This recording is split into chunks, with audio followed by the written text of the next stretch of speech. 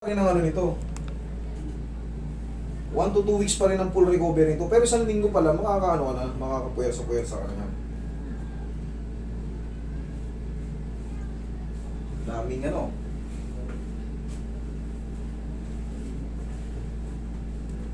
Ito pala. Oh, nagpaltos na yung ano mo, sir. Tinatapal kong daon. Ha? Tinatapal mong daon. O, ito yung in-explain ko kanina. Mind Yung ba? tuba-tuba. Pagka kailangan, marunong kayo gumamit niya kasi magsusugat-sugat yan. Tingnan mo, may paltos, oh. Kailangan alisin nyo yung ano yung tuluan ng dagta. Dahon lang pag natutok. Pag tumama sa balat nyo yung dagta, sigurado yan, magpapaltos.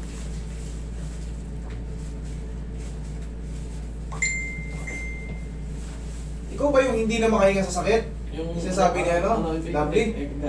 Apo, yan. Hindi. Ito pala yun, nasabi sa akin, sabi ko, wala tayong magagawa dyan. Kasi, kasagsagan ng tapilok niya. Hindi, sobrang sakit na rin, hindi na rin makahinga sa ano eh. Hindi yan connected sa puso, mababa lang ang pain tolerance mo.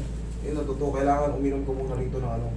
Pag magkanon, inom kayo ng ano nyo. Papacheck up kayo, inom kayo ng pain reliever. Huwag mong lalabanan na, magugulat ka lang dito. Pero parang bumbilya to mamaya, gaganon-ganon, no? Relax lang. Yun! One more.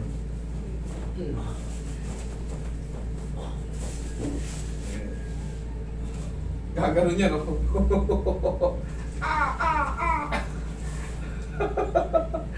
Naramdaman mo, tumunog. Gaganon yan, idol, no? Pero ano lang naman yan, 20 to 30 seconds. Pangkaramihan yun kasi gaganon talaga siya. Para siyang napilay ulit, pero saglit lang yun. Segundo lang yun, hindi tatagal ng minuto. Mga bandage. Balik. Kailangan.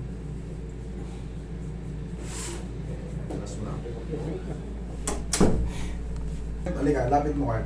Pag mga ganitong magang-maga, kailangan ito talaga naka-bandage kasi part ng therapy yung ano, compression. Kailangan talaga yung katulad mo, tingnan mo. Oh. Naman may tsura, oh. Pagang-paga. Pero yan, parte lang ng ano yan, parte lang ng tila yan. Mga dati natin kasi natatapilok ko. Oo, wala kayong dapat ipagtaka. Kung namaga man yung ano, napilay ka eh. Nakita nyo naman yung iba, may 11 years na. Ganun pa rin ang nangyayari. Napapahinga, nawawala yung paga. Pag nilalaro, namamaga. May parang may nakatusok dito. Pag nagsapatos, naglakad, namamaga. Pag yun ay pinabayaan yun. Pero yan, i-adjust na natin. Hindi na mangyayari yun.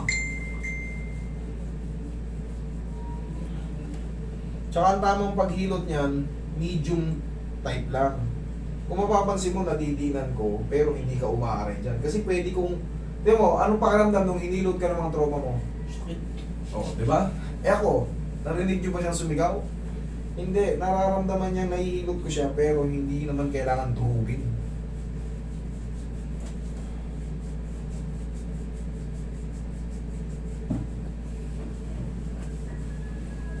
Ulitin ko yung paggamit ng mga tapal-tapal na mga dahon-dahon, alisin nyo yung parang tumutulong dagta yung pinakanuhan niya. Yung dahon lang, hindi na kailangan yun kasi magsugat-sugat kayo ron. Nakakatulong yun kasi yung talagang ano natin, gamot natin mga Pilipino. Basketball lang.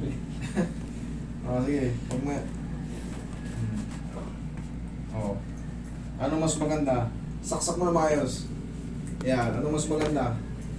May sumingaw ba siya o ano? Mas lalo sumakit o ano? Kumana? Okay, thank you Lord. Okay, tayo na lang natin yung bandage. Mamaya kapitan kita ron. Meron mo ba dyan? Meron mo ba dyan? Okay, tayo natin yung bandage.